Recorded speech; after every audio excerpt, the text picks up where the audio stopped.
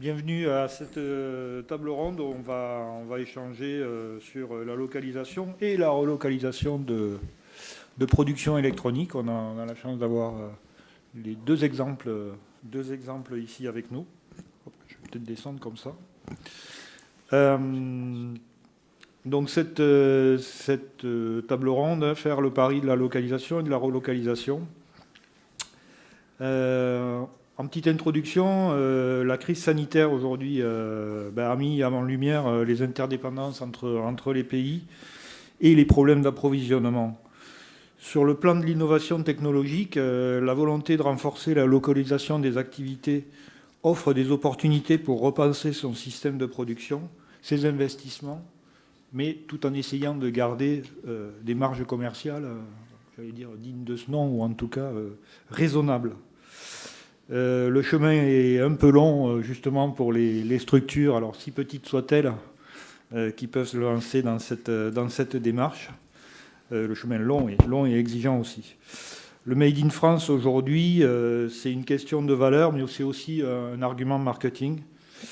Donc on va vous proposer, là, aujourd'hui, sur ces 3 quarts d'heure, de partager 2 expériences, en l'occurrence, plus une autre plus, je dirais, transverse, de petites structures qui se sont lancées dans cette démarche-là et qui ont préféré, qui ont choisi Bayonne ou Clermont-Ferrand ou encore Nantes à la Chine en particulier, ou à Shenzhen.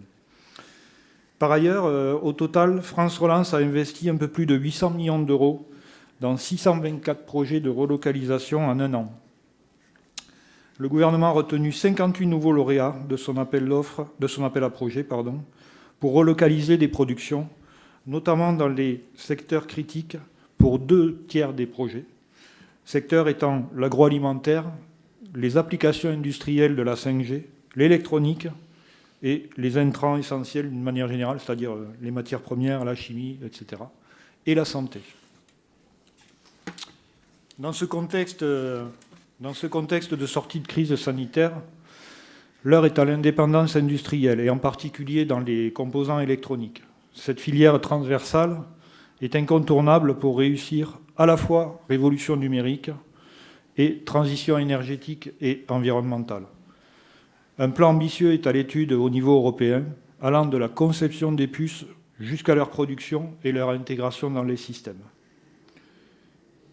Voilà en guise d'introduction, pour un peu redessiner le tableau de ce dont nous allons parler plus précisément aujourd'hui. Donc on va faire un petit tour de table. Je garde la main et puis je vous passe la main ensuite. Donc Philippe Gonnet, je suis ingénieur conseil chez Jessica France Captronic.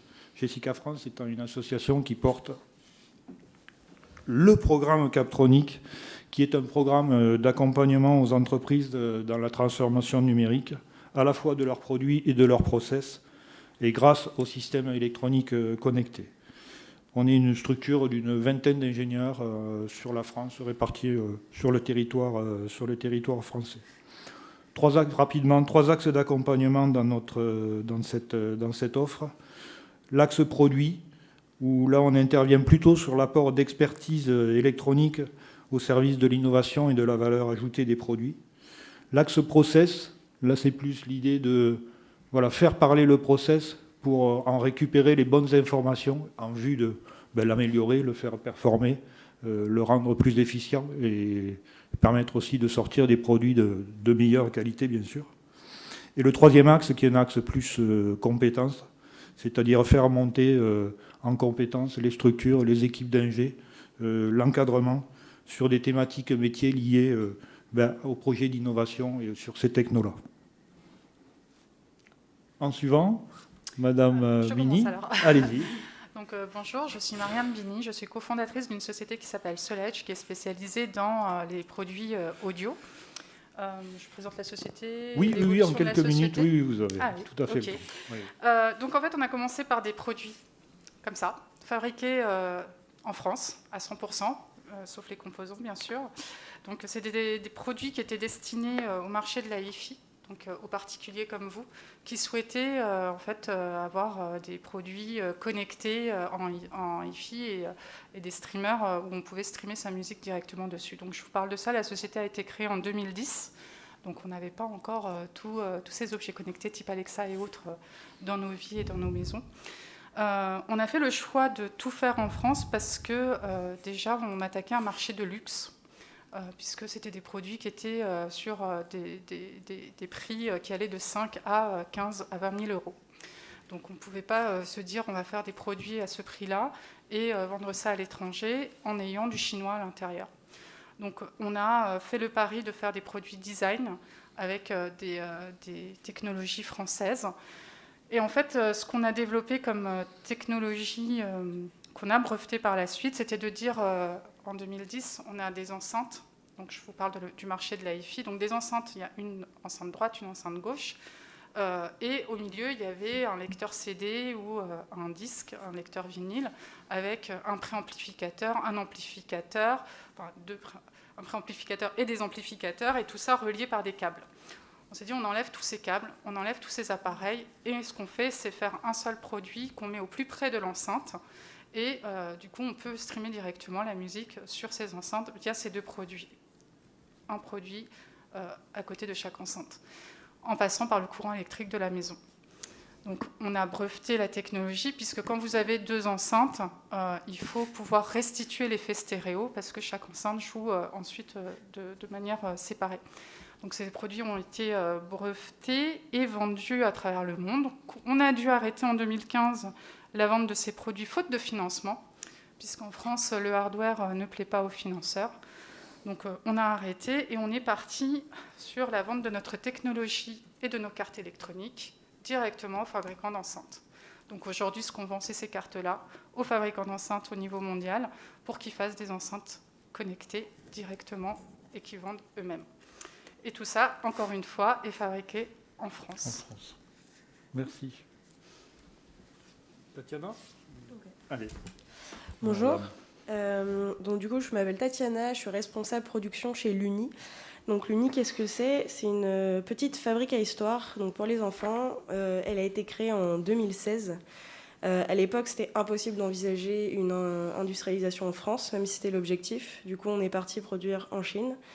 Et depuis juillet 2020, maintenant, on produit 100% en France, donc on est super contents. Pour vous décrire rapidement le concept, l'idée, c'est que l'enfant va allumer donc, sa fabrique, dans un premier temps, choisir un personnage. Donc là, par exemple, on peut choisir la petite fille, choisir un lieu, un objet, un compagnon, et ensuite, le boîtier va raconter l'histoire qui contient tous ces éléments. Donc l'idée, c'était d'avoir un objet qui était interactif, qui était sans écran et sans ondes, et qui permet de développer l'imaginaire des enfants. Et le petit plus, ou plutôt le gros plus, c'est que cet objet peut grandir avec l'enfant, dans le sens... Alors je vais l'éteindre parce que ça me perturbe. Dans le sens où on a toute une bibliothèque sur une application qui s'appelle le Lunistore et qui permet de rajouter du contenu. Donc à l'achat, il y a 3h30 de contenu, ce qui représente 48 histoires. Et l'idée, c'est de pouvoir acheter du contenu, que ce soit éducatif, d'autres histoires, des contes plus connus comme les Frères Grimm, etc. Et voilà. Et donc, ce business model, par définition, demande un produit qui va être robuste, qui va durer dans le temps, puisque vous avez rapidement fait le calcul. Plus le produit est durable, plus les utilisateurs vont pouvoir acheter du contenu et le faire évoluer avec l'enfant. Voilà. Merci. Et Gilles ? Bonjour à tous. Je suis Gilles Rizzo, je suis le délégué général d'Axiel Alliance Électronique. Alors, je ne fabrique pas de produits. J'en ai fabriqué, mais plus maintenant. Donc, je représente un groupement professionnel. Enfin, c'est un syndicat professionnel national, officiel, qui représente les fabricants de composants et d'équipements pour tester et assembler ces composants électroniques. Et mon syndicat professionnel est un des principaux syndicats de la filière électronique, qui a été labellisée comme une filière stratégique il y a 2 ans maintenant. Et je rebondis sur ce que vous avez dit. En France, on n'aime plus le hardware. Donc, une des grandes missions de mon activité et de mes collègues, c'est de promouvoir le hardware, pas seulement pour le plaisir de le promouvoir, mais simplement parce qu'on a beaucoup de compétences en France dans le domaine, que ce soit de l'amont à l'aval de la chaîne de valeur, que ce soit au niveau universitaire, au niveau industriel, capacité d'industrialisation ou bien bureau d'études. Et des emplois à pourvoir, énormément d'emplois à pourvoir, et une forte désaffection des jeunes étudiants, voire des personnes en reconversion professionnelle pour ces métiers qui sont des métiers à la fois valorisants, propres, très propres, puisqu'une salle blanche pour fabriquer des puces, et on en fait en France des millions, des milliards dans différentes régions de France, notamment sur la région Rhône-Alpes. C'est très propre, une salle blanche, et pour fabriquer des puces, comme je le disais, c'est plus propre qu'une salle d'opération dans un hôpital. C'est pas péjoratif non plus pour les salles d'op, hein, bien sûr. Et puis, c'est plutôt bien payé. Voilà. Donc, tout simplement, donc, notre mission, c'est d'accompagner les PME, les ETI et aussi quelquefois les grands groupes du milieu des composants et d'équipements pour assembler ces composants sur les cartes électroniques auprès de leurs clients, auprès des pouvoirs publics, les aider dans des actions collectives et bien sûr promouvoir l'attractivité des métiers de l'électronique. Merci, on va y Gilles. revenir, je pense. Merci Gilles. On va aller un petit peu plus loin sur le sujet. L'idée là, c'est de parler déjà d'abord, je dirais, de la genèse un peu de ce projet de localisation ou de relocalisation, à la fois chez Solage et chez l'Uni en particulier. On verra avec Gilles une prise en charge d'une activité plus transverse sur en particulier l'électronique de puissance, mais qui va aussi dans le même sens. Donc je propose de commencer par cette thématique-là, la genèse de ce projet-là, les motivations, je dirais, et un petit peu les choix qui vous ont conduit à tout de suite localiser. Comment ça s'est passé un petit peu avec Solage? On était jeunes et inconscients déjà, c'est par ça. On ne savait pas tout ce qui nous attendait comme difficulté. En fait, Raphaël, qui est le cofondateur et le dirigeant de l'entreprise et qui en fait est ingénieur électronique, avait déjà créé une entreprise en robotique à Montpellier, puisque nous sommes basés à Montpellier, ce que j'ai oublié de dire, et non pas à Clermont-Ferrand ni à Nantes, ni dans les Landes. En fait, il avait eu l'expérience de la Chine sur cette entreprise de robotique vis-à-vis de tout ce qui était prototypage et autres. Et en fait, ça ne s'était pas très bien passé. Donc déjà, c'était couru d'avance qu'on ne fabriquerait pas en Chine, rien que par rapport à cette expérience-là. Et ensuite, comme je l'ai expliqué dans l'introduction, on voulait un produit qui fasse luxe. Et quoi de mieux que de jouer sur le luxe à la française en utilisant nos marques de vêtements connues dans l'habillement et autres, avec les spiritueux, et de dire, voilà, nous sommes capables de sortir des produits, parce que je ne l'ai pas dit, mais c'est du corian qui a été utilisé, le corian étant souvent utilisé dans les cuisines très haut de gamme. Nous, on l'a fait sous un format un peu plus innovant, dans le sens où on a utilisé le corian pour recouvrir les produits. Et ce savoir-là, on ne pouvait pas le travailler à distance parce qu'il y a des formes de vagues et autres. Il fallait être à côté de quelqu'un avec qui on puisse échanger très facilement. Et puis c'était aussi la volonté des cofondateurs de dire on a bénéficié de beaucoup d'aides à la création d'entreprises. Donc le minimum, c'est également de rendre à l'écosystème et d'utiliser tout le savoir-faire qu'on a à Montpellier, en tout cas en électronique, et aussi tout ce qui est fabrication acier et corian. Donc pour nous, c'était complètement logique finalement de tout fabriquer. D'accord, c'était aussi avant tout donc la typologie du projet, du produit, et puis et puis l'ADN de l'entreprise aussi, je pense aussi, c'est ce qu'on a voulu donner comme ADN à l'entreprise, c'est de dire on a des savoir-faire en France et le savoir-faire électronique français est quand même reconnu au niveau mondial. On a beaucoup de nos ingénieurs qui partent à l'étranger, qu'on perd parce qu'on n'a plus assez d'entreprises en France. Et voilà, on a un savoir-faire, il faut l'utiliser, il faut communiquer dessus, et c'est ce qu'on a voulu faire. D'accord, merci. Côté l'Uni, l'histoire du démarrage de cette histoire-là. Alors, le Made in France, ça a été souhaité dès le lancement du projet. Les fondateurs ont tenté de vraiment produire en France dès le départ. Le problème, c'est que sur un produit qui, pour l'instant, n'a pas de vente, et pour le coup, nous, on avait un prix de vente consommateur à 60 €, il fallait que ça reste accessible. C'était complètement impossible de démarrer en France sur des petites séries. Donc ils ont commencé en Chine et ils se sont dit, dès qu'on aura assez de ventes, fait assez de chiffres pour proposer des choses intéressantes en France, on se retournera vers la France. Et c'est ce qui s'est produit. Les ventes ont bondi extrêmement rapidement. Exactement. Pour donner un ordre d'idée en termes de croissance, je suis arrivée en 2019, on était 40. Aujourd'hui, on est 90. Donc la croissance est énorme. Donc, ce qui nous a permis, dès 2018, donc assez tôt finalement, de commencer ce projet de relocalisation. Donc avec des consultations d'usines en France, mais aussi en Europe. On ne s'est pas fermé à... L'idée, c'était de vraiment produire le plus proche possible en gardant un produit qui serait accessible. Et du coup, c'est chose faite. Voilà. Depuis un an. Depuis juillet 2020, précisément. Juillet 2020. Oui. D'accord. Très bien. Gilles, moi, ce que je peux dire, c'est que un petit complément. La localisation, moi je viens du milieu composant. J'ai travaillé 30 ans dans le milieu des composants avant de rejoindre ce syndicat et j'ai vu plusieurs vagues de localisation, délocalisation, voire relocalisation de certaines familles de produits. Ce que je peux vous dire, c'est que le savoir-faire pour fabriquer des composants, on l'a en France. Ce n'est pas le problème.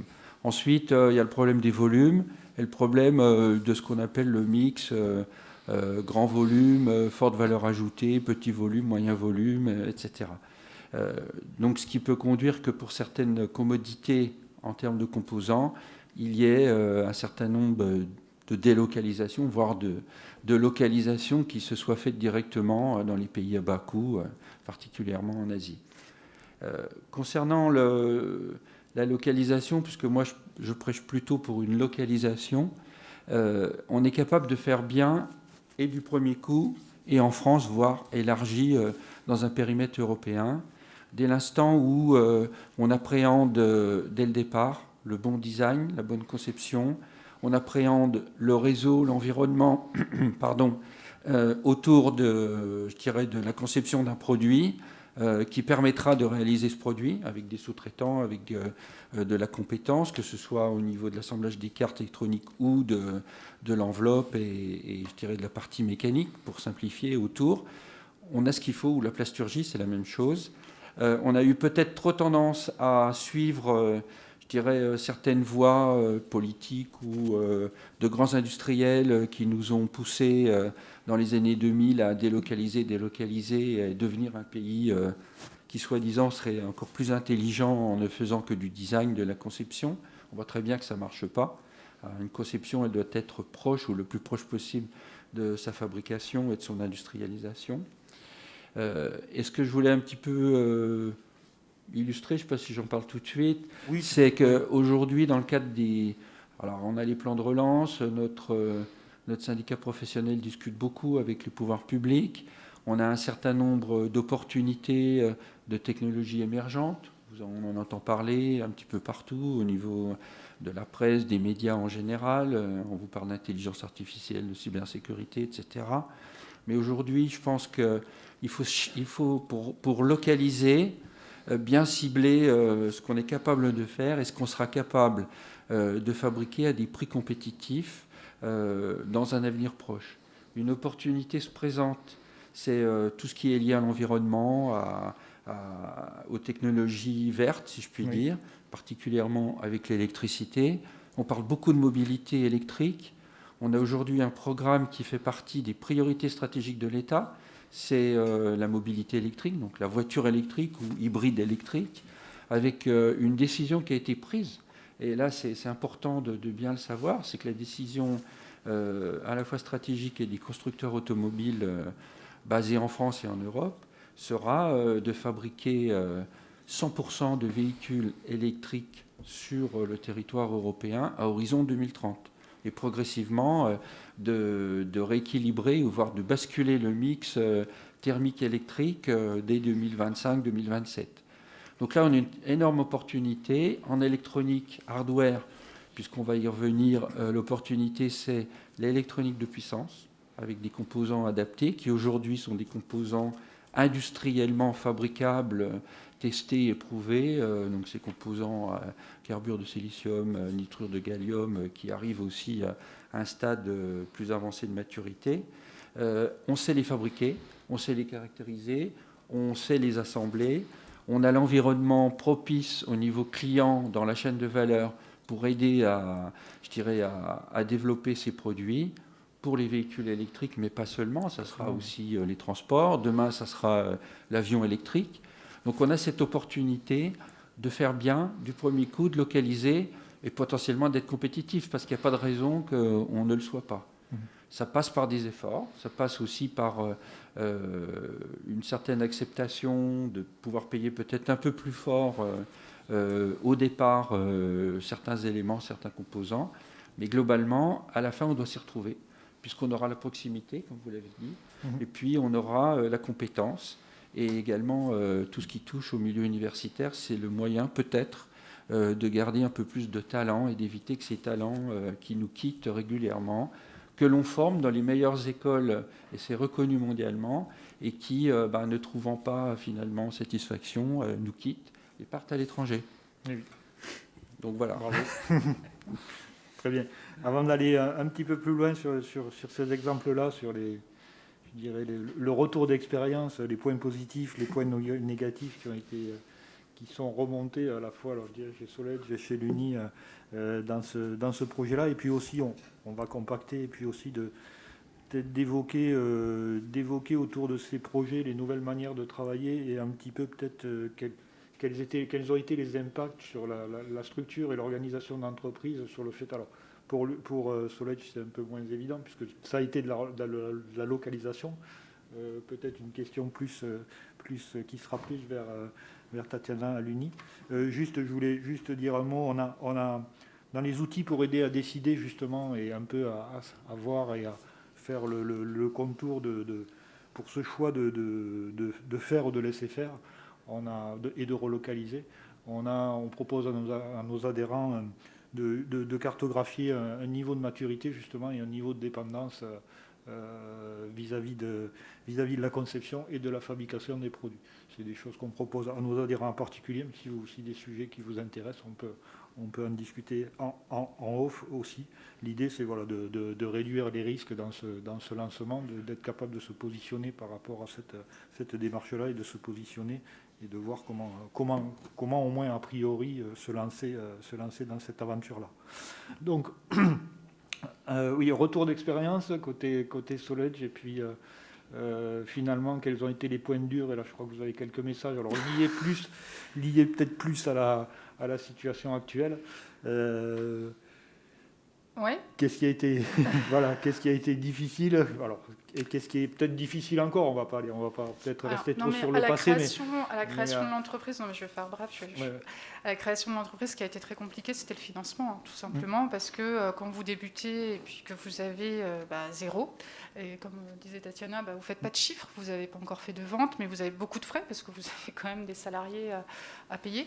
Ce qui a été compliqué, c'est trouver les financements qu'on n'a pas trouvés. En tout cas, on n'a pas fait de levée de fonds, parce que les investisseurs français, au niveau des capitaux risqueurs à l'époque, apparemment ça a changé, donc tant mieux, mais à l'époque, n'investissaient pas dans le hardware, parce que le hardware a un besoin en fonds de roulement beaucoup trop important, et à la revente, on ne fait pas une plus-value aussi importante que dans du soft. Donc ça a été quelque chose de très compliqué pour nous, et aujourd'hui je continue à militer pour dire que le hardware, en tout cas l'électronique et les usines créent de l'emploi, créent de la richesse qui ne sont pas délocalisables comme le software. Donc ça, c'est quand même important de le préciser, de le faire passer à notre gouvernement et à nos capitaux risqueurs. Et ensuite, effectivement, la crise Covid a mis en évidence aussi notre dépendance aux composants qui sont tous localisés à l'étranger, en Asie, pour la plupart, et ensuite aux États-Unis. Donc il y a eu effectivement plusieurs phénomènes qui ont fait qu'aujourd'hui on en est là où on nous annonce des délais de 90 semaines sur certains composants. 90 semaines, quand il vous manque un composant, vous ne pouvez pas vendre, vous ne pouvez pas facturer, vous ne pouvez rien faire. Et on n'a pas la sensation que le gouvernement nous écoute, que le gouvernement soutient cette filière électronique, qui pourtant est une filière très importante, je tiens à le redire, ce n'est pas parce que j'en fais, mais c'est vrai, c'est une richesse qu'on a en France, on a des universités, on a des écoles qui forment de super électroniciens, et qui créent de la richesse et qui créent de l'emploi, mais pas que de l'emploi, on va dire, direct. hautement certifié, hautement valorisé, mais aussi de l'emploi technique. On n'est pas tous obligés de faire des études de Bac+5, on a aussi besoin de personnes qui assemblent. Et ça, si on perd tout ça, je ne suis pas sûre que demain, notre taux de chômage réussira à baisser. Voilà. Ce qu'on peut dire, c'est que je rejoins parfaitement ce que Maria m'a dit. J'aime bien, quand on parle d'usine, moi je suis aussi industriel, enfin j'ai été industriel, et une usine dans une ville, ça crée de l'emploi, pas seulement pour les employés de l'usine, mais pour tout ce qu'il y a autour. Ça crée des services autour, ça crée des commerces. Donc ça, et l'électronique a la possibilité de le faire. On a fait une étude récente sur les potentiels d'emploi en France, que ce soit au niveau technicien, au niveau opérateur, au niveau technicien supérieur, ingénieur. Aujourd'hui, on a environ 18 000 postes qui ne sont pas pourvus, de création de postes. Je ne parle pas de remplacement. Oui. Donc, sur les 18 000 postes qui sont à pourvoir dans les 2 à 3 ans qui viennent, c'est également réparti entre les trois niveaux que j'ai décrits, opérateur, technicien supérieur et ingénieur. Et on ne trouve personne. Et alors, indépendamment du problème, effectivement, de la pénurie composants, mais je crois que ce n'est pas le débat aujourd'hui. Oui, c'est ça. S'il a un effet négligeable, qui est aussi lié oui, à tout ce qu'on a dit avant, à la dépendance de l'Asie, aux délocalisations massives des années 2000. Aujourd'hui, on a quand même cette opportunité d'expliquer à nos étudiants, à nos personnels en reconversion, qu'il y a aujourd'hui des industriels avec des usines qui sont prêts à les accueillir à bras ouverts, à les former sur le terrain si nécessaire, à leur technologie. Et malheureusement, on n'a personne qui se présente, ou très peu de personnes qui se présentent. Et la génération qu'on va essayer de former, on va déployer, ça fait partie de nos axes de déploiement pour 2022, auprès des collèges, auprès des lycées. On va déployer tout un tas de conférences, de présentations adaptées au code des jeunes des collèges, notamment, en leur expliquant que l'électronique, hardware, c'est quelque chose d'attractif, d'intéressant, qui peut les faire évoluer vers du soft s'ils le veulent aussi.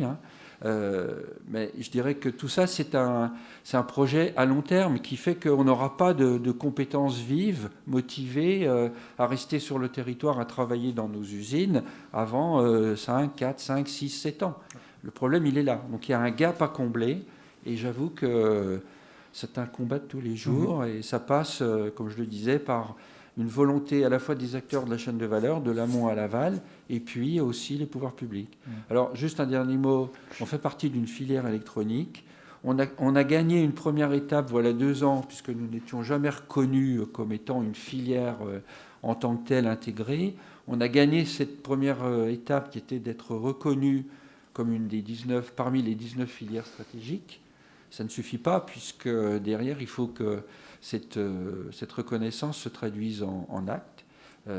Les plans de relance ont en partie contribué, mais aujourd'hui, le nouveau combat, c'est d'avoir réellement un soutien fort de nos pouvoirs publics, à la fois sur des financements, sur des relais de financement pour des start-up et relayant effectivement les banques, notamment dans le cadre de votre société ou de vos sociétés. Et puis que tout le monde prenne conscience réellement qu'il y a une filière aujourd'hui qui a tous les atouts pour se développer et qui a besoin que tout le monde en soit bien conscient. D'accord, merci Gilles, on a bien compris là. Le message est là encore une fois. Côté l'Uni, ce retour d'expérience de la relocalisation. Du coup, là, on parlait des points durs, c'est ça ? Et on peut parler des points durs aussi, mais on peut parler de ce qui a été positif, aussi quand même. Ok, rapidement sur les... Ouais. Mais non. Rapidement sur les points durs, nous, ça a surtout été de repenser la manière de travailler avec l'usine. Parce que c'est vrai que travailler avec des partenaires en Chine, c'est pas la même chose que travailler avec des partenaires en France, pas du tout. Notre premier challenge, ça a été de bien, ou plutôt en retour d'expérience, on l'a su que plus tard, le point dur, ça a été le cahier des charges. Notre cahier des charges, pour une usine en Chine, il était largement assez fourni et largement assez ficelé dans le sens où en Chine, on a une démarche on fait plusieurs itérations et puis on change et il n'y a aucun problème et tout va être assez fluide. En France, les process sont hyper ficelés, alors ce qui permet aussi de ne pas avoir de soucis qualité ou de dérive derrière, ce qui est super. Mais ensuite, une fois qu'on a les premiers protos, dès qu'on cherche à modifier un petit truc, ah oui, non, mais en fait, ça, c'est pas ça qu'on voulait dire, etc. Bon, j'exagère, hein, mais dans les faits, c'est comme ça que ça se passe. Là, l'usine, pas possible de faire de changement, non, et on part dans une petite guerre de ah oui, mais vous avez pas bien dit, etc. Donc j'utilise des mots pas top professionnels, mais littéralement, on aurait dit des combats de chiffonniers, quoi. Donc ça a été notre premier point dur, vraiment le cahier des charges, et pourtant on s'est vraiment fait accompagner. Vous parliez d'écosystème. L'Uni a vraiment cherché à développer ça en se faisant accompagner par un bureau d'études donc français, aussi un bureau d'études spécialisé en éco-conception. Donc tout le cahier des charges a été rédigé par l'Uni, mais aussi par ce bureau d'études, et malgré tout, on a quand même eu des soucis. Donc c'était vraiment le premier point dur. Et le second, c'est de s'adapter aux process en France qui sont assez différents d'en Chine, parce que pour le coup, nous, c'était un changement, une relocalisation. Et je voulais vous demander si vous aviez des questions, peut-être, sur les points compliqués. Est-ce que vous vous posiez des questions? Parce que si vous êtes à cette conférence, j'imagine que c'est pour poser des questions par rapport à la relocalisation. Est-ce que vous aviez des interrogations? Des inquiétudes? Ou pas du tout? C'est plus pour prendre des retours d'expérience comme ça? D'accord. Ok, je continue alors. N'hésitez pas, quoi qu'il en soit. Oui, on aura une petite séance, enfin, quelques minutes pour les questions-réponses, bien sûr, à la fin. Et au niveau des points positifs, j'appellerais plutôt ça des opportunités. Relocaliser, nous, ça nous a permis aussi de repenser tout le design.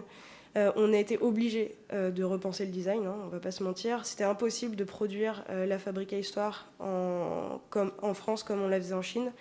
Un petit exemple, en Chine, on avait 16 vis, donc montées à la main, sans aucun problème. Le prix restait abordable. En France, on est passé à 4. Donc ça, bien évidemment, ça permet d'avoir moins d'opérateurs sur la ligne, beaucoup plus d'automatisation. En gros, là, si je vous montre la carte électronique, elle est juste montée en sandwich. Je peux la sortir juste comme ça. Donc ça permet que ce soit industrialisable à coût raisonnable en France, mais aussi ça sauve énormément de matière. Donc en termes d'éco-conception, c'était tout bénef sur tous les plans. Donc ça a été une grosse opportunité dans ce sens. Donc vraiment une réelle optimisation process, d'intégration process, matière. Qui vous a permis aussi de rester à des coûts du coup raisonnables. Juste abordables en fait. On a beaucoup rogné sur la marge, hein, on va pas se mentir. La marge n'est pas du tout restée la même. Oui. Mais l'avantage de l'Uni, c'est qu'effectivement, il y a quand même une partie histoire qu'on vend en ligne. Donc là, on n'est plus sur une maison d'édition, quoi. Enfin sur une idée d'édition. Voilà. Et si, autre grosse modification, c'est que quand vous travaillez avec des partenaires en France, la relation n'est pas du tout la même, c'est beaucoup plus proche, vous pouvez aller sur place, et donc le pilotage de l'activité est très différent. Et du coup, il y a beaucoup de compétences qu'on a internalisées à ce moment-là, qui étaient à l'origine externalisées en Chine, donc comme le suivi de prestataires et la qualité. Voilà. D'accord. Oui, bien sûr. Puis après, on prendra quelques minutes pour conclure et puis pour un des points durs. Quelques messages positifs, encore une fois, pour ceux qui voudraient se lancer. Un des points durs qui était évoqué dans les années 2015-2016, c'était de dire, pour les pros de la délocalisation, notamment en Chine, c'était de dire, et c'était aussi l'époque des objets connectés, de dire... on trouve tout dans un rayon de 20 km, qu'on soit à Shenzhen ou n'importe où en Chine, que ça soit de la plasturgie, de la mécanique, de l'électronique, des composants, des assembleurs. Et quand vous avez un sous-traitant qui vous laisse tomber, il y en a un autre qui est juste en face de la rue. Donc c'était un des gros arguments qui a conduit d'ailleurs à monter dans quelques régions des cités où il y avait ces projets de regrouper, de composer cet écosystème. Mais globalement, ok, on trouve tout dans un rayon de 20 km, mais si en France, c'est dans un rayon de 200-300 km, et alors, c'est quoi ? C'est rien du tout, quoi, finalement. Donc, c'était un des points durs. Je pense qu'aujourd'hui, on y revient. Il est quand même levé, ne serait-ce que par aussi les moyens de visioconférence et autres qui ont été mis en place. Et puis, au niveau des moyens de transport, je crois qu'on a quand même les capacités, les infrastructures pour pouvoir se déplacer sur une centaine de kilomètres. Donc c'était un point dur. Je pense que, je l'évoque, il a peut-être il est moins prégnant aujourd'hui, mais c'était aussi un des arguments de l'époque. D'accord, merci Gilles. Ben, écoutez, on va passer à la conclusion de tout ça. Un petit peu quelques messages positifs alors pour ceux qui voudraient se lancer dans cette aventure-là. Quels conseils donneriez-vous primairement, à part effectivement de bien s'entourer des bons partenaires et puis des bons financeurs aussi peut-être. Pour vous, qu'est-ce qui ressort de fabriquer en France. De fabriquer en France. En fait, moi, je regarde les pays nordiques, l'Allemagne, Oui. Tout ce qui est pays scandinaves et autres, On n'est pas loin, surtout aussi. l'Allemagne. Ils fabriquent chez eux. Donc, ils ont un cercle très vertueux. Et ils sont fiers de fabriquer et de vendre et d'acheter allemand. Nous, on l'a plus, cette fierté-là. Et je pense qu'il faut relancer cette envie de consommer français, ce qu'on a commencé un peu à voir avec les produits, on va dire, alimentaires et l'habillement. Mais il faut aussi le faire pour les produits électroniques. On avait de très beaux industriels français il y a encore 20-30 ans qu'on n'a plus. Et je pense que c'est à nous de reprendre ce flambeau-là. Et je suis très contente de voir que vous avez relocalisé en France parce que voilà, c'est des entreprises comme ça qui montrent que on a de l'avenir et qu'il y a de l'emploi et qu'il y a de l'industrie électronique française. Et il faut être fier de notre industrie électronique. Moi, j'en suis très très fière en tout cas. Ben, nous aussi. Tatiana. Moi, tu as dit tous mes message arguments. positif. Alors, vraiment, le point important pour nous, ça a été de s'entourer de partenaires. Oui. On est dans une logique de faire un projet ensemble et non pas on vous achète quelque chose et puis vous nous le fournissez et vous faites votre marge parce que ça aurait pas pu marcher comme ça. Et surtout de faire travailler l'écosystème. Enfin, nous, pour vous donner un exemple, quand je disais qu'on est fait 100% en France, évidemment, les composants électroniques ne sont pas encore faits en France, et ça, j'aimerais savoir pourquoi, d'ailleurs. Petite question pour vous juste après. Mais sinon, la coque est injectée en France, tout l'assemblage de la carte électronique est fait en France, toutes les soudures, etc. Le packaging est aussi imprimé, découpé, etc. en France. On a des éditions spéciales. Pour Noël, on a une Petit Prince qui est très jolie et qui est violette. Bref, et derrière, on a souvent des décos. Ça, pareil, c'est de la sérigraphie qui est en France. Sérigraphie, c'est une techno qui se perd aussi. Il y a vraiment très peu de personnes qui font de la sérigraphie encore en France. Tout est parti en Chine, apparemment. Je confirme. Voilà. Et ça aussi, on essaie de le faire en France et de faire travailler l'écosystème. Et c'est vraiment vertueux. Nous, on le voit parce qu'on fait pas mal d'évolutions produits. Voilà, c'est une logique d'édition limitée et ça marche bien. Donc voilà, travailler là-dessus. Très bien, merci.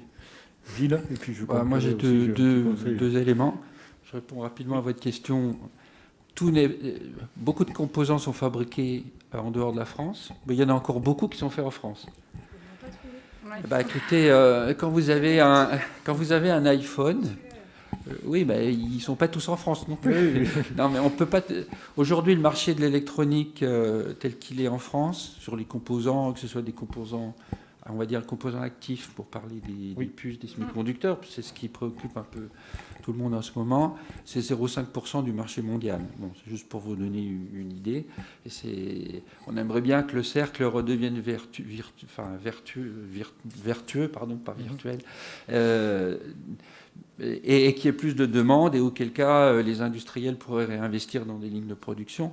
Néanmoins, on en fait encore beaucoup de composants dédiés et pour certains composants par million. La reconnaissance faciale, peut-être vous ne le savez pas, mais c'est fait en France. Le petit capteur qui reconnaît facialement sur les iPhones, entre autres, il est fait en France. Et le logiciel qui va avec, il vient de France aussi. On fait des composants passifs en France aussi. Hein. En France, on fait encore des passifs. On fait beaucoup. Murata qui a racheté une activité Ipedia sur Caen. Ipedia Caen, qui font des composants passifs avec des technos semi-conducteurs. Ouais. On fait beaucoup de connecteurs, avec une compétence mondiale reconnue. Certaines familles de connecteurs.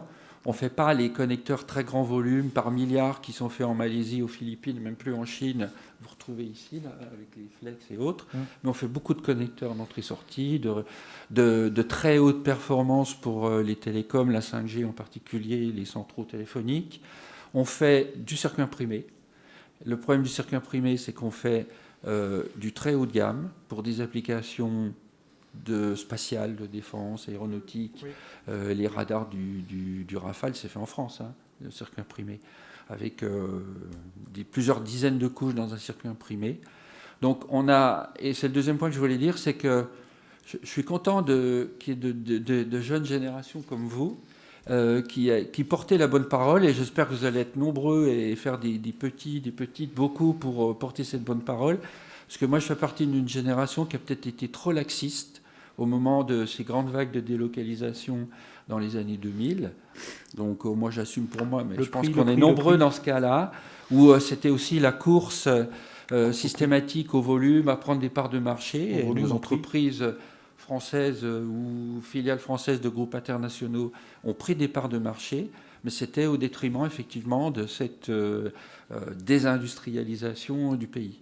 Donc voilà, donc en conclusion, ce que je peux dire, c'est que cette parole de dire relocalisons ce qui est possible, parce que tout n'est pas possible de relocaliser. Hein, vous savez, dans les composants actifs, des millions de puces qui sont fabriquées pour des produits mobiles, que ce soit des smartphones ou autres, cœurs de processeurs. Ça devient compliqué de jouer cette course à la miniaturisation. Par contre, tous les produits dédiés, les produits professionnels qui adressent des marchés domestiques, qui sont en partie l'automobile, l'industriel, et qu'on sait et qu'on fabrique en Europe de plus en plus, là oui, il y a un certain nombre de possibilités. Voilà, et donc que ces nouvelles générations, qui aussi sont conscients des problèmes environnementaux, parce qu'on n'en parle pas, mais fabriqué en Asie, et notamment en Chine, tout le monde le sait, c'est un des vecteurs les plus polluants de la planète. Donc revoir des conceptions, comme vous le dites, avec un petit peu moins de visserie, du plastique qui soit plus écologique, un peu moins de composants qu'on saurait plus recycler par hasard, c'est très bien.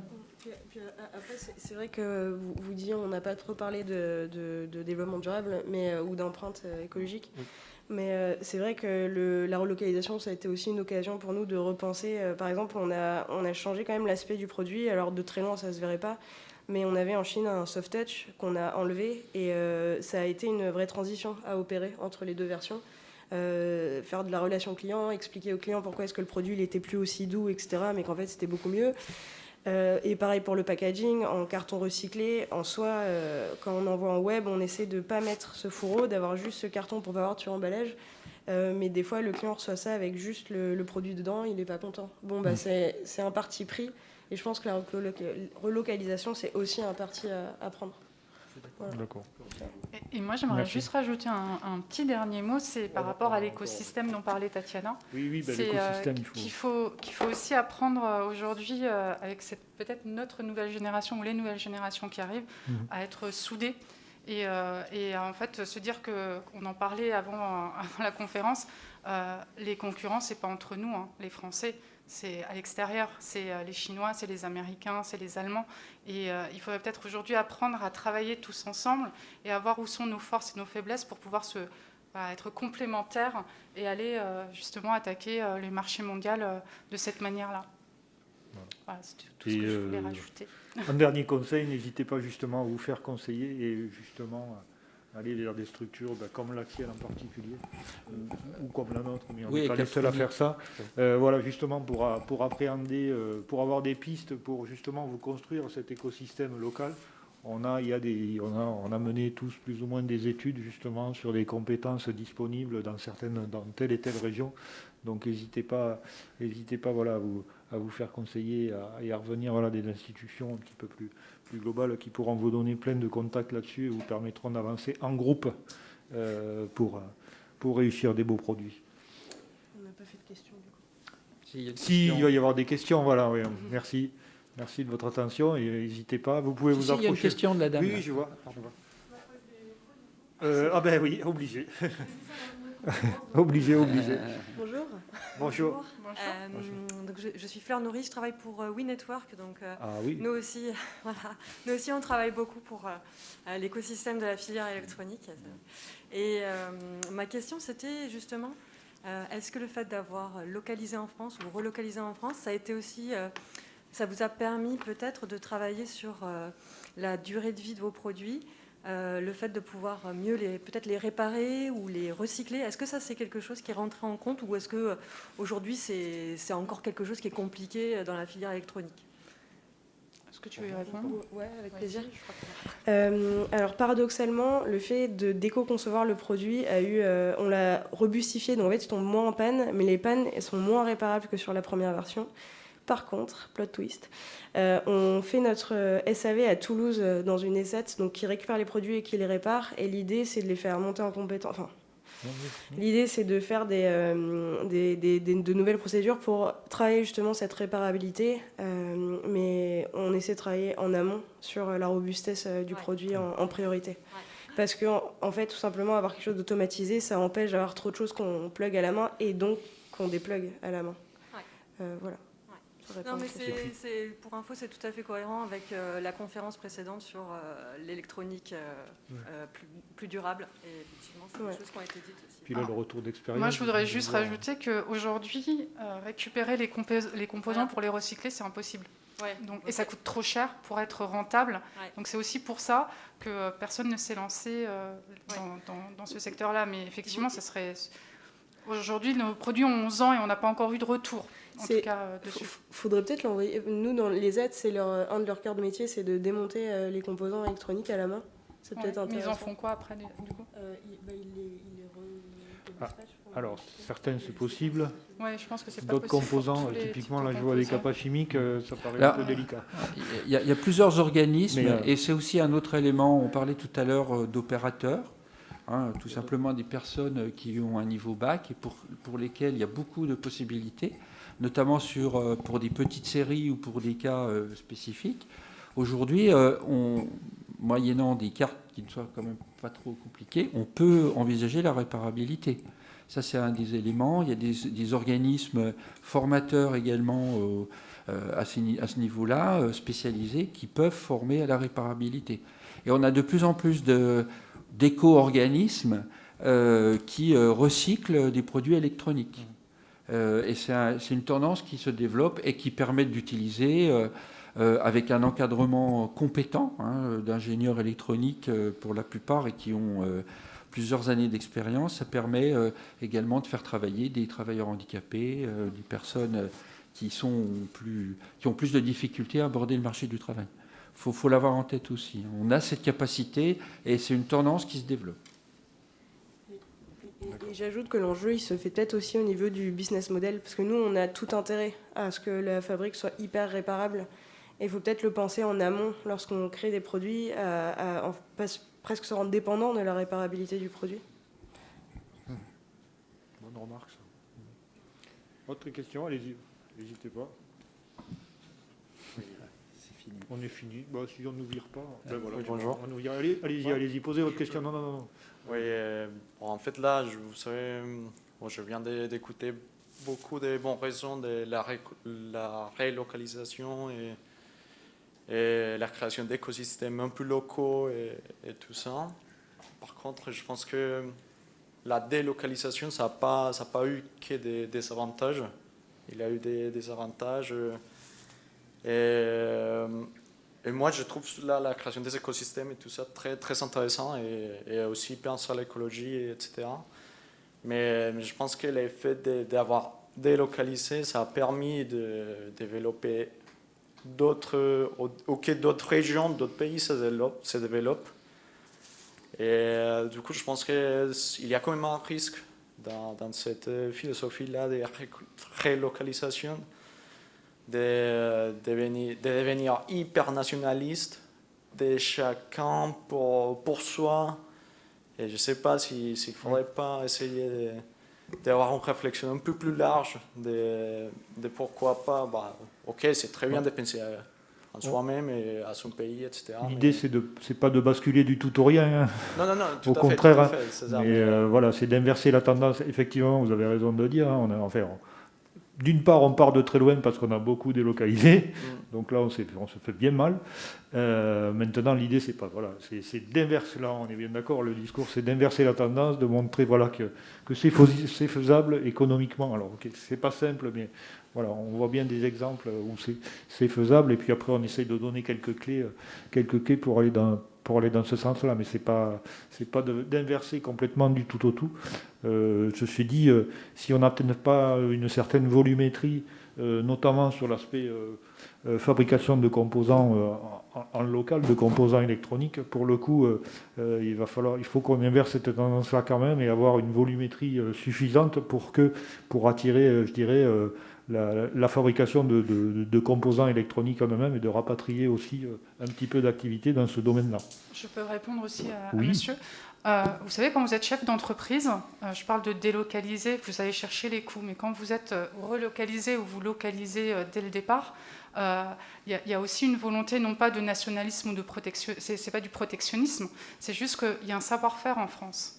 Et ce savoir-faire, on a juste envie de le valoriser. Il y a du savoir-faire partout, dans tous les pays, chacun ses spécificités, mais il faut aussi ne pas oublier que ce qu'on paye aux études, on forme en payant avec nos impôts des ingénieurs.